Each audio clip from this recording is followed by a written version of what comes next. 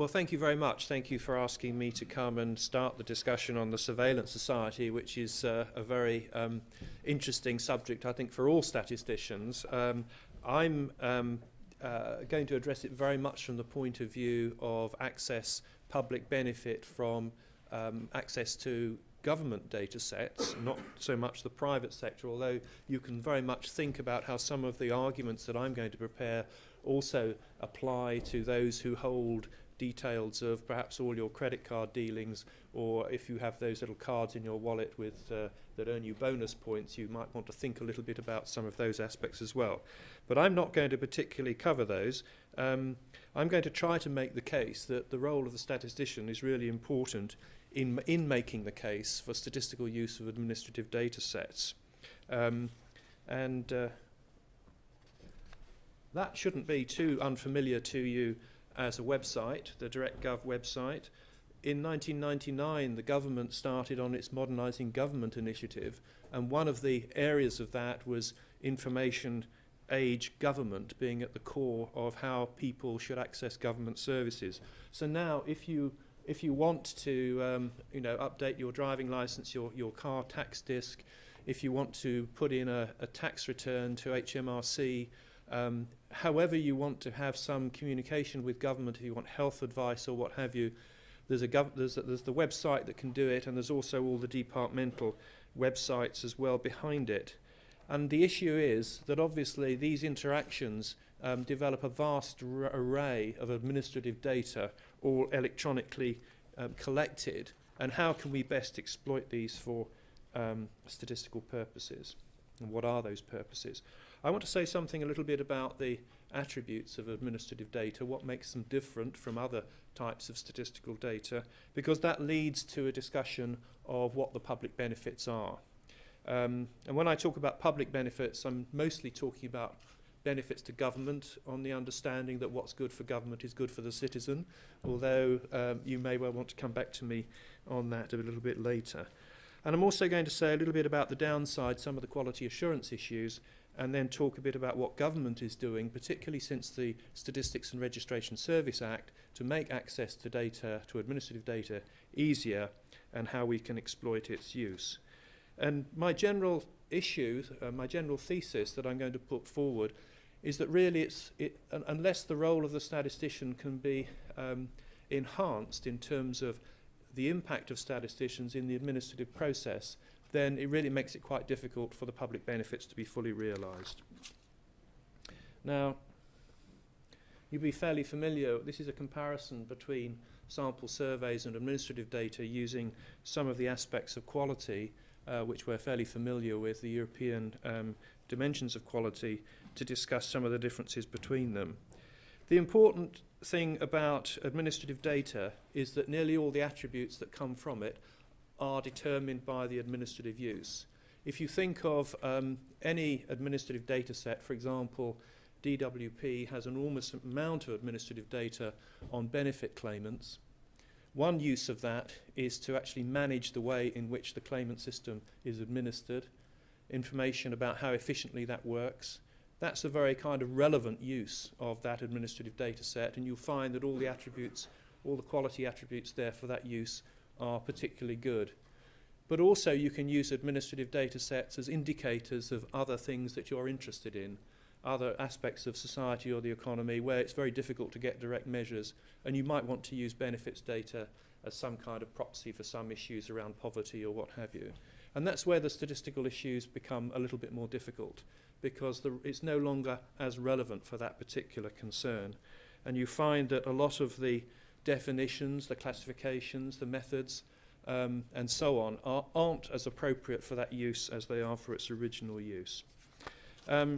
If I just also talk about accuracy, which is one of the main concerns in terms of quality, then a lot of the ways in which we measure non-sampling error, which is very often by understanding the process that a statistical collection has gone through, or by making comparisons between a statistical output and other outputs, sometimes with administrative data sources those are more difficult to do than they are with sample surveys.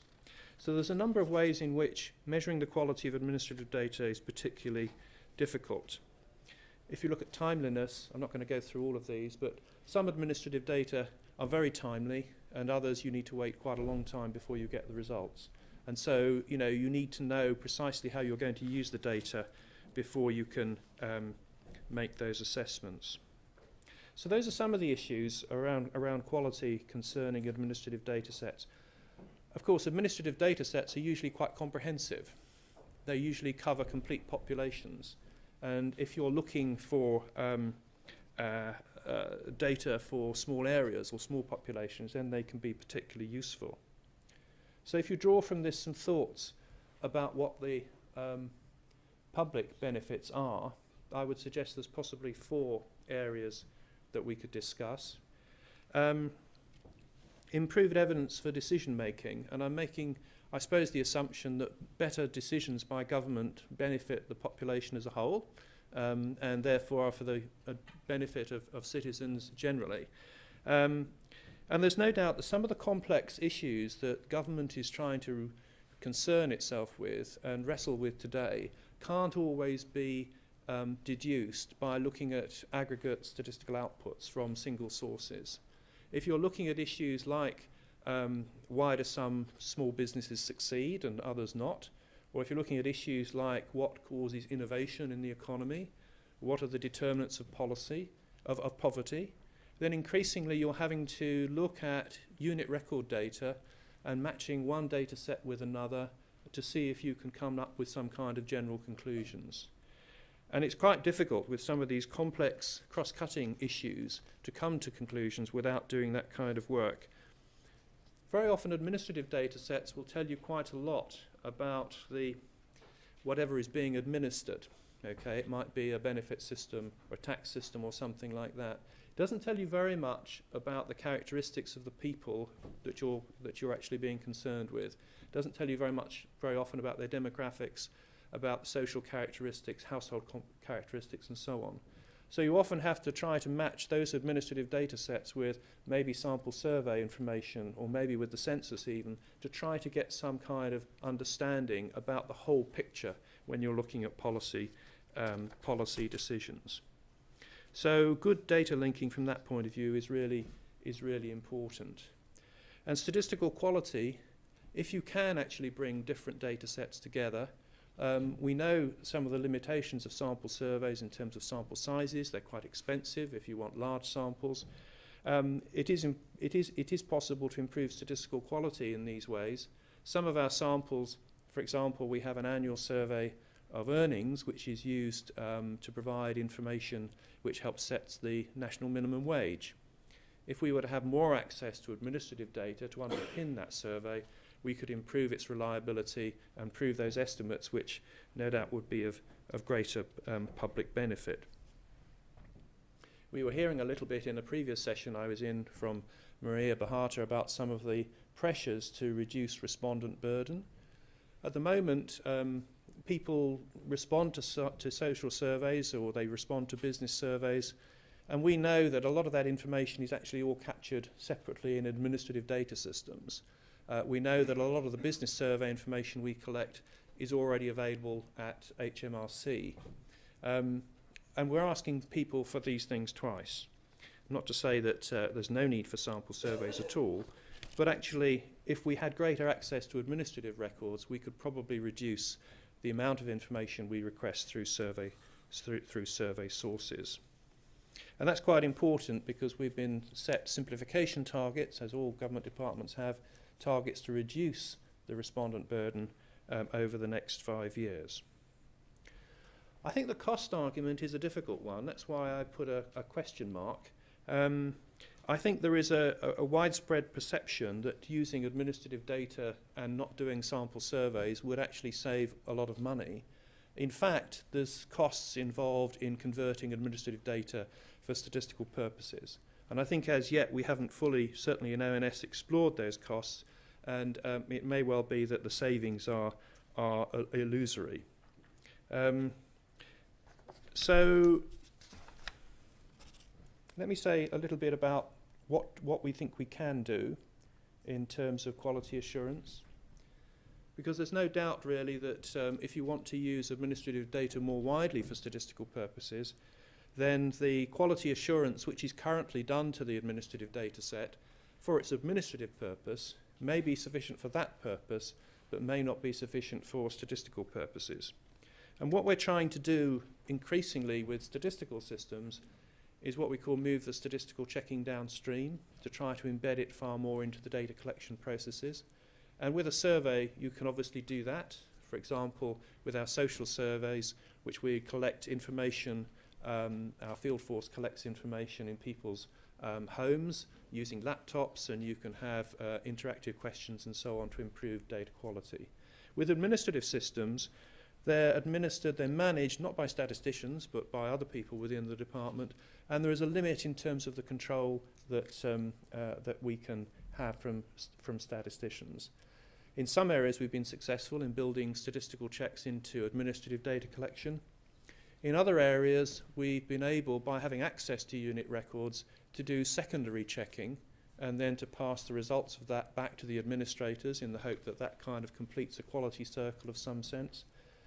But in some areas, we're not even able to manage that, and we're only able to quality assure administrative data at what I'd call the output level, where we try to validate outputs with other outputs and so on, which is actually not really the best way to do it. So if we are to make better statistical use of administrative data, then we are keen to try to get statisticians more involved in initial quality assurance. And of course, the European Dimensions of Quality is the framework that we use. ONS has published some guidance on quality in the use of administrative data. So what I've tried to do is set out what I think some of the problems and issues are around using administrative data for statistical purposes in order to get public benefits, and also suggest how statisticians can be more involved. I want to say a little bit about the new, what we call the independence legislation, the Statistics and Registration Service Act, because there are three important provisions in here on administrative data.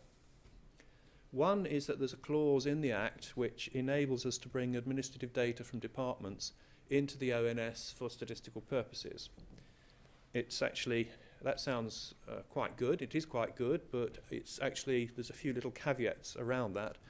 For each time we want to do that, we have to prepare what's called an information sharing order, which is a bit of secondary legislation, which has to be debated on both houses in the Houses of Parliament.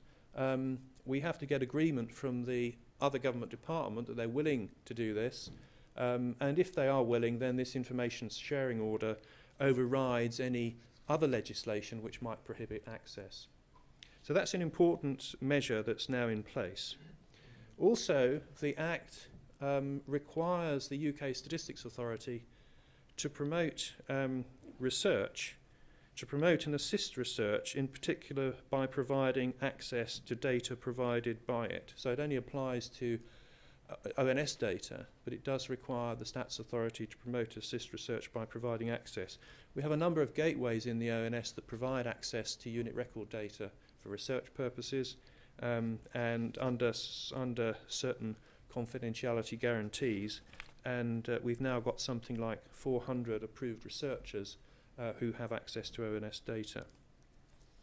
And the last provision, which is important, is an overriding requirement for us to protect the confidentiality of all our data. That's now a comprehensive requirement with criminal consequences for people who don't do that. And also we have now personal data specifically exempted from FOI requests. So that's now the legal framework that we work in terms of making admin data available for statistical use. And I just want to say, firstly, a little bit about how we're taking that forward. Using the example of the one case we've got so far, which is access to the school census data, which is the school census is, I think, a quarterly data collection that DCSF do from schools in, I think, England and Wales. And that data has now been made available through an information sharing order, and it's being linked with the labour force survey in the ONS. And what we're trying to look at is the census undercount from the last census to try to improve the census which is coming up. One of the areas, there's a number of areas of undercount in the census, and one of them is young children, which is surprising, I suppose, but nonetheless with rather more split families these days when we compared with what we had before, a number of children do actually live in different addresses at different times of the week, and so you can get children missed out of the census, or you can get them double counted, being in both addresses. And there's other reasons why children are sometimes not fully counted. And so as part of our strategy for improving the next census, we need to address this issue. It's important because census undercount leads to deficiencies in our estimates of population, and those are used to allocate quite large resources between local authorities, and that impacts upon the services that local people get. So it's quite an important issue. And the matching that's going on at the moment will help us to understand the household characteristics and demographics of families who may well not record children in the next census. And we're also looking to link DCSF data with the National Pupil Database, which will be a transfer of data to DCSF to enable them to do that, which will enable them to look at issues around pupil attainment to see again how those are related to household demographics. So those are two important studies, and they're ones in which the GSS generally is developing its overall capability in data linking. So finally, how are we taking this forward? We have this legislation in place. The new Code of Practice, which was published in January, the new UK Statistics Authority Code of Practice, does actually require departments to maximise the opportunities for the use of administrative data. And they do actually require departments to prepare a statement of administrative sources, which will state the sources currently being used to prepare statistics, how the needs of statistics are taken into account when changes are being made, and also which sources are not currently used for statistics but have the potential for that use. This is quite a challenging thing for departments to do. They're working on it at the moment. Once it's done, there will be an enormous amount of information out there publicly available about the statistical status, if you like, of administrative sources in government.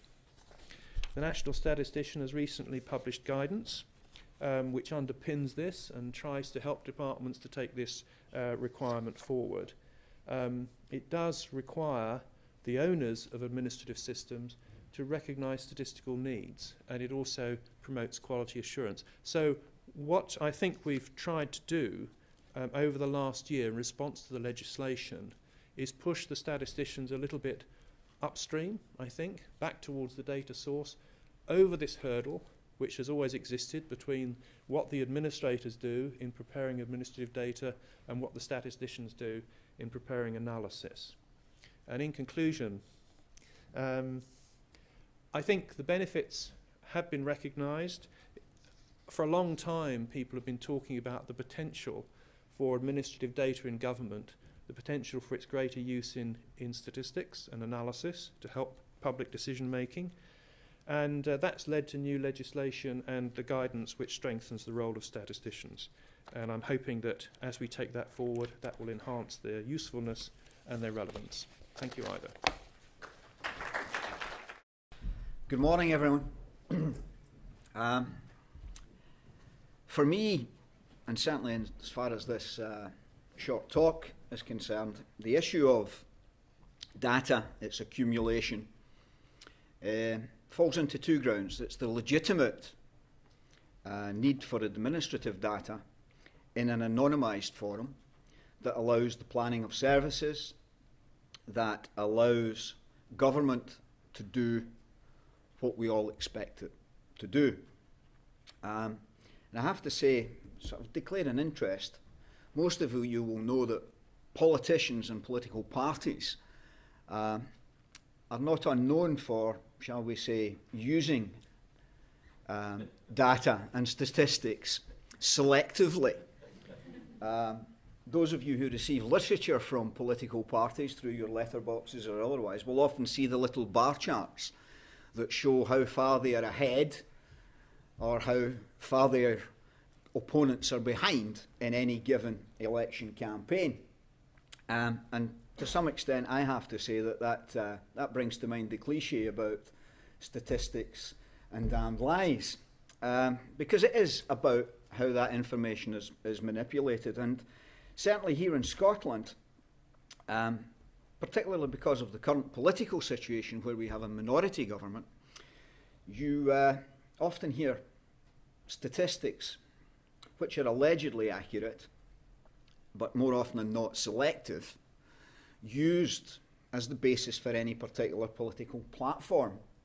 And I say this as an opposition member, but also from a government perspective, regardless of what government happens to be in power at the time. But I think the issue, broadly speaking, and these are to some extent personal views, falls into two camps. It falls into the general need for anonymised statistical data round whether it be social trends and all the other information that government legitimately needs to plan health services, local authority services. And it also hinges round a moral question in terms of to what extent do we allow the government to bring into one central place personal data. From memory, I think prior to the Napoleonic Wars, there was free movement across Europe without passports or without anything. Napoleon changed that and introduced a variety of paperwork which we're all subjected to now, although increasingly it's becoming more complicated. And that's, in my view, fundamentally about something that's at the heart of government. It's about control and it's about power. Governments love to know what its citizens are doing, where they're doing it, and why. And provided that information is anonymised and used in the ways that were very ably illustrated by Stephen, I don't have an objection to it, because there are circumstances in which we have to have recorded data and we have to have it in a way that is accessible. If I can illustrate this by one particular point in Scotland, right across the UK at the moment there are major concerns about child protection. And you'll have heard those arguing in the case of Brandon and Dundee and Baby P about the lack of cross-agency information. Scottish Government has introduced a data sharing system which allows the various agencies who may come into contact with a family or a child at risk to have controlled access at an agreed level to individual personal data. So if, for example, the police are called to an incident of domestic abuse and present, although not necessarily a victim of that domestic abuse, is a child, they can log that and it will then subsequently be matched by other secure data held by perhaps social services or the health service. Now, in those very particular circumstances, it is readily understandable that because of the overall purpose, the protection of the child, that individualised data is available. However, many of you will know that in England, we have a DNA database. I think the last records were there were about 3.5 million people's DNA records. You people are the experts, you'll know whether that figure is accurate or not. On this database. These are not people who have been convicted of any crime. These are, like all of us, innocent, private citizens. That DNA database, held by the police, controlled by the police, has a lot of valuable personal information. It has information on perhaps our propensity to have a particular disease because of our genetic makeup. It perhaps tells us how our personal longevity may be based on that. And whilst it's said that the security systems, the protection of this personalised information is without question and is unchallengeable, it is secure, unless you happen to find it on a roundabout or on a laptop that's been left in a train or in any other inappropriate place. Now, it's not just electronic data that happens to. Recently in Scotland we had an incident of closed hospitals, where 2 hospitals in Scotland, which had been closed for some time, an investigative journalist had gone into the hospitals and found personalised data scattered willy-nilly like confetti. So the challenge is this: do we have the anonymised data, or do we have a central database comprising of our DNA, our personal movements, who we phone, when we phone them, perhaps even why we phone them? And the one thing, certainly as a politician, that I hear, particularly in relation to the proposed ID database, is it is for national security. Let's just be clear that the terrorist attacks in the UK, both in the Tube, in Glasgow, and the attempts which recently saw people convicted, were all carried out by people with legitimate current identification papers. So how does the provision and the obligation to carry an ID card aid the identification of terrorism? How does it make us more secure? I think it doesn't. I think it is a propensity in government of whatever shade just to want to know what we are doing. And there is always a moral balance to be struck between legitimate interests from an administrative decision-making process and the element of control. If we expand the extent to which we look at the gathering of data into things like CCTV, whether controlled publicly by local authorities, controlled by the police, and increasingly public service CCTV may be under the control of local authority, but very often it's under the management of private commercial companies. So the challenges are between our society's interests, legitimate interests in providing better services, in providing access to services, and an unwarranted, unnecessary intrusion into our legitimate rights to go about as an anonymous citizen. Rights that I am happy to stand up and defend. And recently, there was even a report from the House of Lords reflecting particularly on the surveillance society, as it's being called. Recently, I had an interesting experience at one of our airports, and I will refrain from saying which one. As it happens, I have 2 passports. I have UK passport, although depending, I might end up actually with a Scottish passport at some time. I'm not quite sure. Heaven forfend, but there we go. But I also have a Palestinian passport.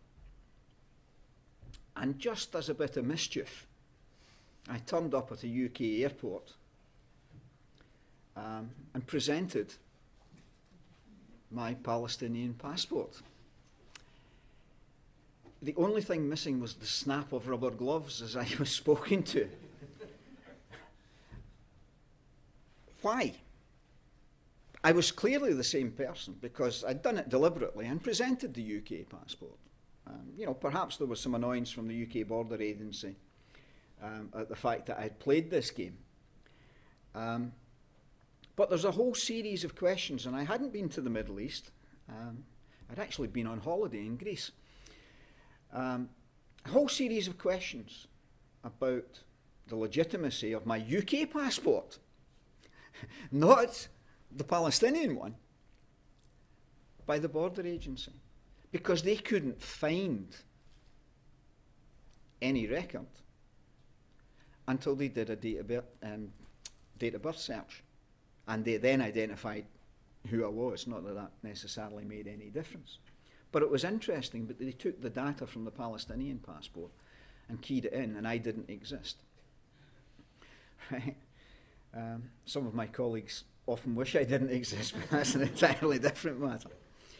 So, there are anomalies in the systems that we currently have. There are challenges in terms of administrative decisions. And I fully accept there is a need for anonymised, and I've used that word on more than one occasion. But fundamentally, I do not believe that it is either useful or effective for the stated purpose for us to bring all of the data together in an ID database, which will then be imprinted on a card which you will not be able to read.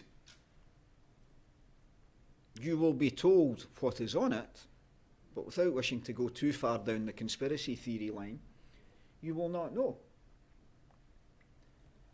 It is not acceptable for that to be held in one central place. It is a direct challenge to civil liberties, to the legitimate rights and expectations that we have as individuals to go about our lawful business unchallenged and unhindered. To finish off my contribution, Walter Cronkite wrote the preface for the paperback version of 1984. And Cronkite suggested that Orwell wrote his novel as an essay on power, how it is acquired, maintained, and how those who seek it or seek to acquire it tend to sacrifice anything and everything in the name of power. For me, that statement, in terms of personal data, tends to give us a key. We should know that political leaders do seek control over us, and that should not surprise us. For governments of any kind, in my view, it's an evolutionary thing, and it usually evolves towards more control. Thank you very much. In the past, I have been a politician, so I know where Hugh's coming from. Although I'm a physicist by education, I took the highest certificate of the Society last year and passed, thankfully. So I think I know a little bit where Stephen's coming from. So I kind of straddle those two, I don't think extremes. I don't think anything that we might debate here couldn't be solved by just sitting Stephen and Hugh down in a room and asking them to discuss it out quietly. I'll declare an interest. I'm a holder of a Tesco club card and happily give up my information to Tesco on a weekly basis. I'm also a member of Liberty, the human rights organisation that's campaigning against a number of the infringements on privacy that are being put forward or perceived to being put forward by certain elements of government.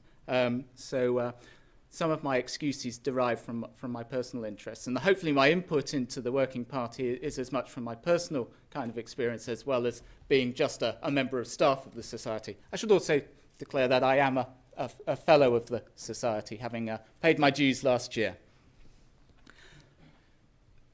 I'll start with a quote. It reads that as follows: with the rapid development of government, brackets, both local and central, close brackets, data banks, the problem of safeguarding the individual's right to privacy is one which needs the urgent attention of statisticians and social scientists alike. That reads very well for the year 2009. It read very well in the year 1975 when it came from the editorial of The Statistician, subsequently the journal Series D of the Society. These are not new issues. And indeed, if you drill back further, you can find discussions like this going back a long period of time. As a society, does it matter to us? Well, I think the case is pretty much put already, but I'll bring out a couple of things. Why I think the Royal Statistical Society should be engaging in these activities. The 1991 census followed very shortly after the poll tax riots of the year before. There is much suspicion that census was under-enumerated due to a poll tax factor. In 1998, Dr. David Butler told the Home Affairs Select Committee that he felt that there had been a 2 to 3% drop in electoral registration due to the poll tax factor.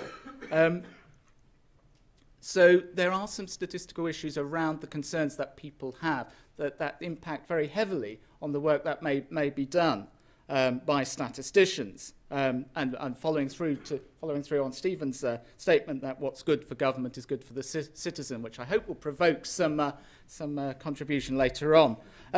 Just because a person drops out of view, of course, doesn't mean that they drop out of need. And I'm sure there are many people in this room, and certainly many people at this conference, whose concerns statistically are about the needs of people as individuals within society. So I offer that thought that just because you would drop out of view voluntarily, your needs don't go away, and your impact on society doesn't go away. I just asked Fiona McTaggart, MP for Slough, who has been very concerned about the undercount of people in her constituency and the impact it has on delivering local services in Slough because central government funding doesn't match the reality on the ground. I'll offer another quote from Lord Goddard, unfortunately no relation to our esteemed former Director General. Lord Goddard was, I believe, the presiding judge in the appeal case Wilcock versus Muckle, 1952. Harry Wilcock had been stopped for speeding by a police officer and his identity card had been demanded of him. He had turned around and said that he wasn't going to give that. He was a liberal and he didn't believe in that sort of thing. He was convicted of an offence of not presenting his registration card when he was asked to do so. He appealed. He failed in his appeal, but Lord Goddard said, "To demand registration cards of all and sundry is wholly unreasonable. We have always prided ourselves on the good feeling between the police and public, but this tends to make people resent the acts of the police, to obstruct instead of assist them." And I think that comes down to something fundamental, which is actually, if statisticians to do their work in service of government or citizens, then they do need a citizenry that is active in helping them do that. So hopefully in that I've kind of persuaded you, if you were not already persuaded, that the society should take a view. Hugh has already referred to the House of Lords inquiry on surveillance citizens in the state that came out earlier this year. Amongst its recommendations, it recommends that the government and local authorities should help citizens to understand the privacy and other implications for themselves and for society that may result from the use of surveillance and data processing. And government should involve schools, learned and other societies, and voluntary organisations in public discussion of the risks and benefits. So the House of Lords has told us to do it, so how can we possibly refuse their lordships? Ivor has set out how the Working Party came about. Never volunteer for anything. Also, always step backwards quickly enough. I was volunteered by my colleagues on the Working Party to give you this presentation. but I'm happy to do that. The Working Party has started its work, considered that there are three main areas in which it should work. The technical side, those concerned with identifying, commenting on the statistical issues which arise from capture, storage, linkage, utilization of data. There are ethical issues, potential ethical issues for statisticians in being asked to undertake work which might prejudice the privacy and freedom of us as individuals. And that should weigh on people's minds as they go about their business. And of course, there are the public benefit issues on which we can comment as well, in the ways that Stephen has set out quite very ably indeed, on how in which data can be utilised to great public benefit. And I have no doubt that that is possible and is indeed happening.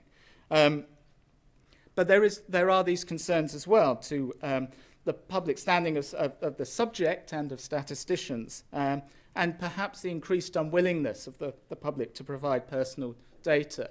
That unwillingness goes back to not just Harry Wilcock in 1952, but before then to the First World War, when there was an attempt to bring in a national identity register.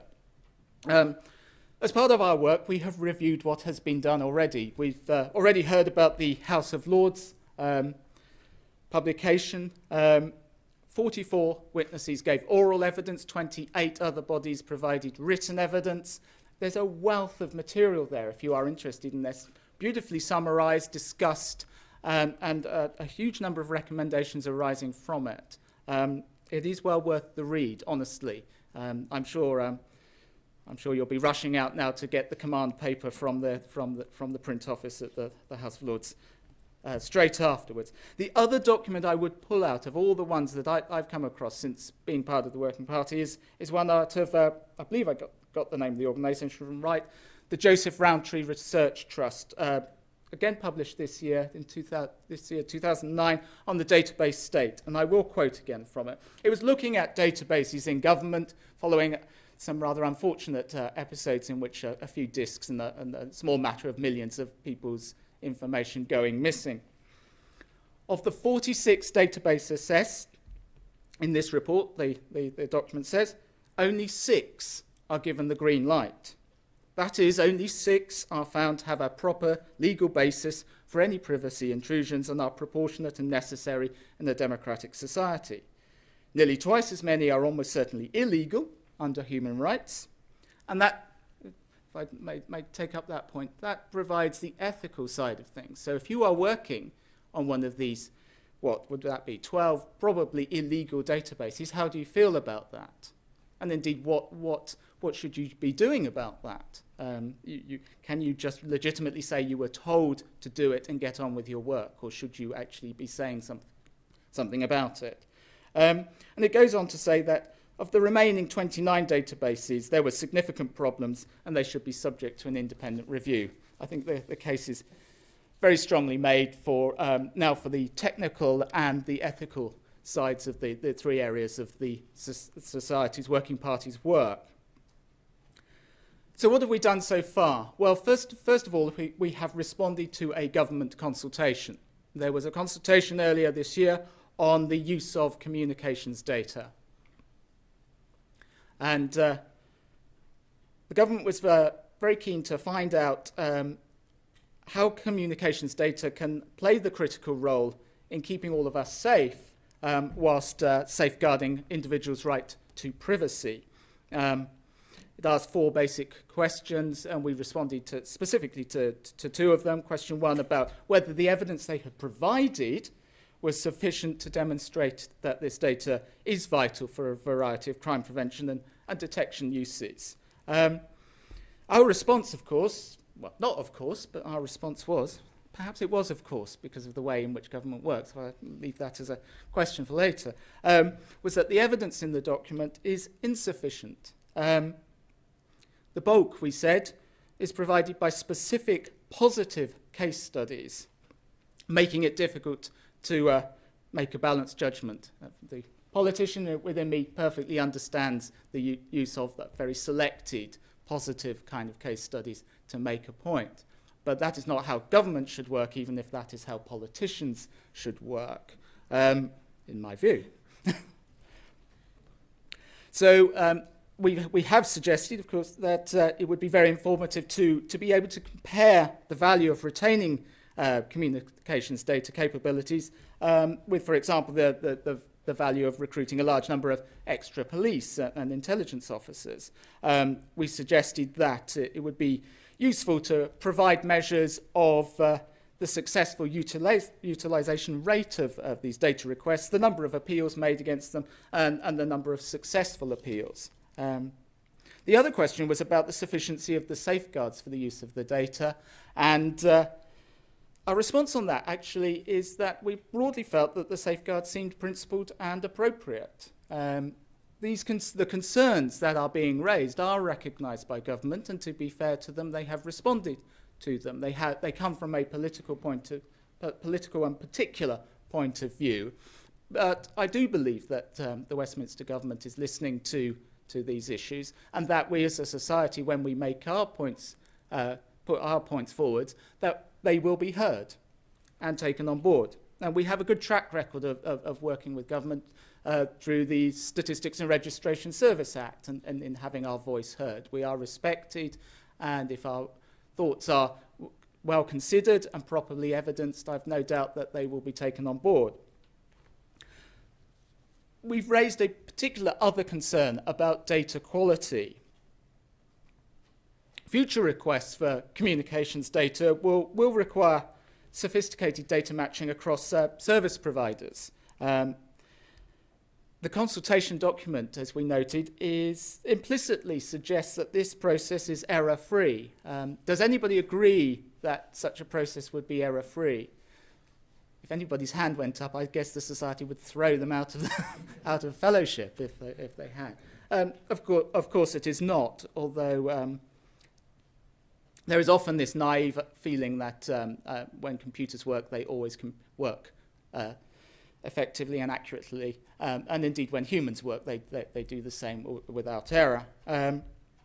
So we made a couple of suggestions along the way, in particular that different bodies retain their data in a specific format, both to facilitate data quality and to ease the efforts required for tracing individuals using communications data.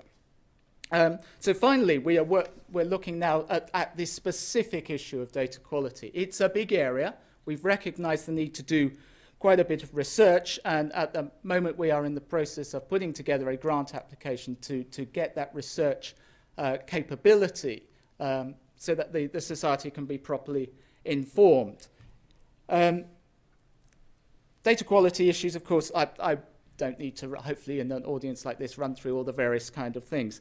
I note one particular area where I will always get terribly concerned because Andrew Garratt is in the audience. I am often confused with the Vice President of the Royal Statistical Society. We are quite different. For a start, we wear our hair differently. He wears his, I don't.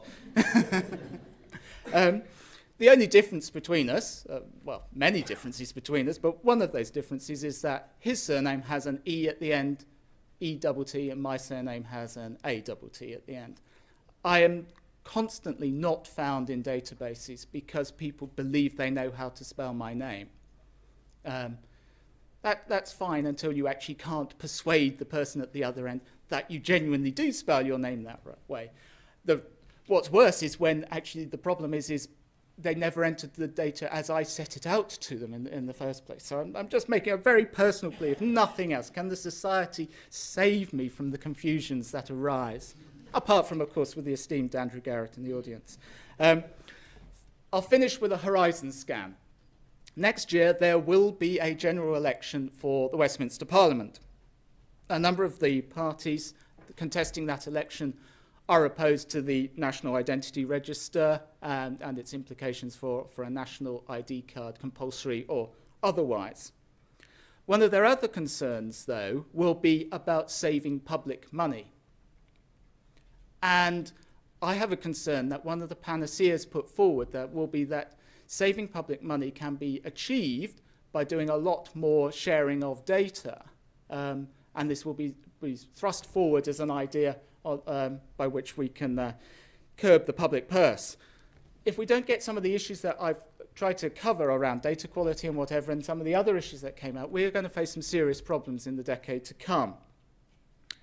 There is also the census in 2011, £500 million of work. I believe it's half a billion, central to the delivery of a great deal of national and local government services. We're all aware in 2001, 390,127 people registered their religion as Jedi. It is the fourth largest religion in England and Wales, I believe. It's a phenomenon that actually happened in other countries, Australia, Canada, and others. And it was based on a viral email campaign, largely, which gave us just one of its reasons as to why people should do this, just to annoy people. I have some sympathy sometimes with that. I like annoying people too, but not in this respect. The census is too valuable. But if concern grows so great, and you can see how it can happen, look at how the poll tax went from being a minor irritation to something that brought riots to our streets. Not that it was particularly to do with the data issues, but people can turn quite quickly, society can turn quite quickly. If there were a viral email campaign now to civilly be disobedient about the census, £500 million worth of work would be useless. And the delivery of services in this country, at all levels, would be placed under great jeopardy. So I believe, and I will state a personal view here, that no one person, no one organisation, no section of society can be entrusted with this work. I think collectively they can all be entrusted and trusted with this work. And that does mean that statisticians, both you as individuals and we as your representative society, do have a role to play, and that we should be part of that.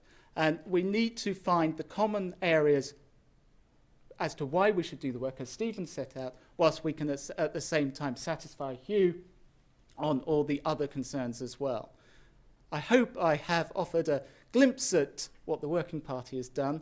I don't apologise for the reasons I set out at the start. I deliberately made use of this as a slight platform to throw in a few thoughts of my own. I hope it stimulates some of the argument to come.